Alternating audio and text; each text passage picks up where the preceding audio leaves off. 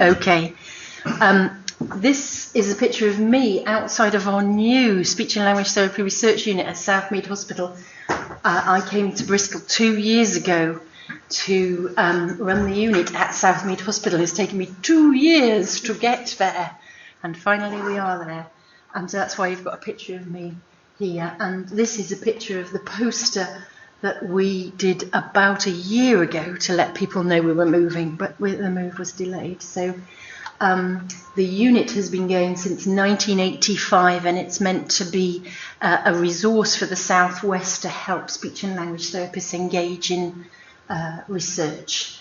And we have child and adult expertise from babies and babbling and cleft palates through to stammering, all sorts of research. Sue Ralston, who was the director of the unit prior to me, that's a picture of her, and prior to that, Pam Enderby, who's now a professor up in Sheffield, who I'm sure some of you know.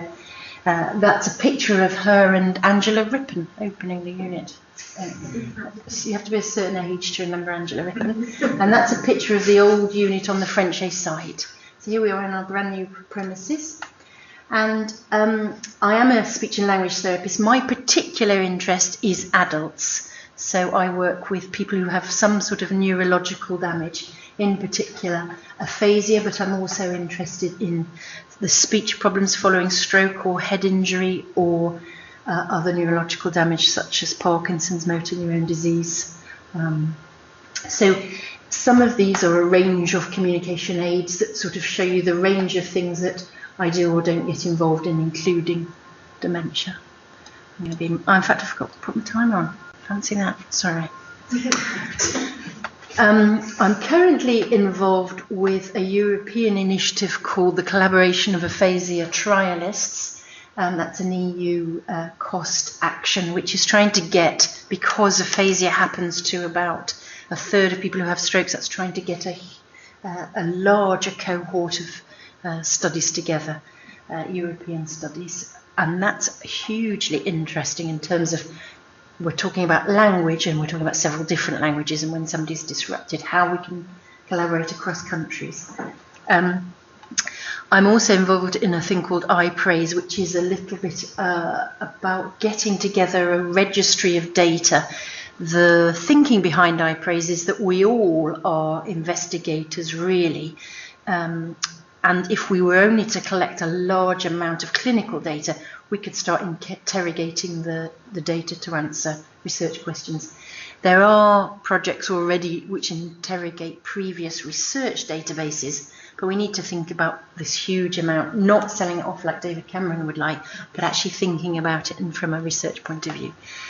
I also speak Spanish, and so I'm involved with some aphasia research in Spain and in South America, and I put that in case some other people are interested in European and South American research. I've currently got a couple of PhD students funded by the Stroke Association looking at therapeutic alliance. One of them's looking at therapeutic alliance because we are always saying that the relationship between the therapist and the patient is hugely important, but we know actually that we hardly ever get to see them. And so what's going on when we want them to have intensive therapy, but we can't deliver it?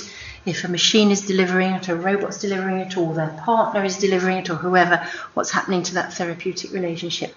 We are trying to set up a measure of therapeutic alliance, looking at goals and tasks and bond, which is something that psychotherapists use. And so we're trying to set up a similar measure.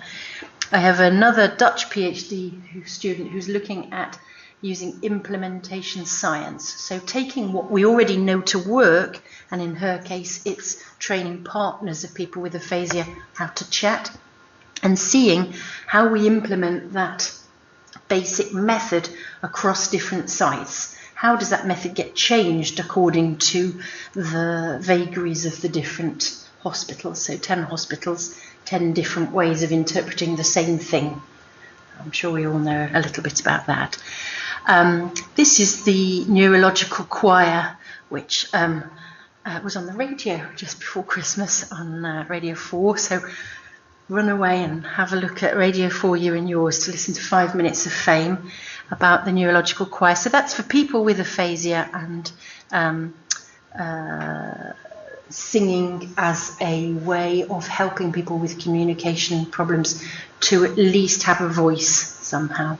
And here we have, below here, this is a Oxford University Press app to do with people, so it's used for people who are foreign who want to improve the accuracy of the way that they speak, but we are wanting to adapt it for health and educational purposes, so for people with dysarthria to help them improve their speech. So, there's Michelle who works on there. Oh, there's Sandra, pictures. And I've got another student at the University of Reading who works with people with comprehension problems called Wernicke's aphasia. I'm interested in, this is the stuff I'm interested in, early post-stroke thrombolysis and how that works, what the early pathway should be. We know that the Stroke Sentinel audit says it should be like this. We have not a lot of evidence for that. Terribly interested in robots and whether or not they can help us in our therapeutic group. What we should do and when we should do it and how much we should do. So I haven't really said much about my research experience, but as you can probably see, to answer those you have to have a bit of a mixed methods approach. My PhD was quantitative, since then I've done mix. I'm moving to Sheffield Hallam, but I'll be back, as they say. I'm interested in implementation science. I'm interested in looking at therapy and what Kim was saying about measuring across not just the impairment but also the activities and the participation, combining technologies and combining methods to answer our questions. They're complex interventions, aren't they, whatever we do? I think everyone in the room knows that. I'm terribly interested in going abroad, but in particular South America. Love Japan, have been there. Anybody who wants to link in with that, okay. And that's the unit stuff. Okay.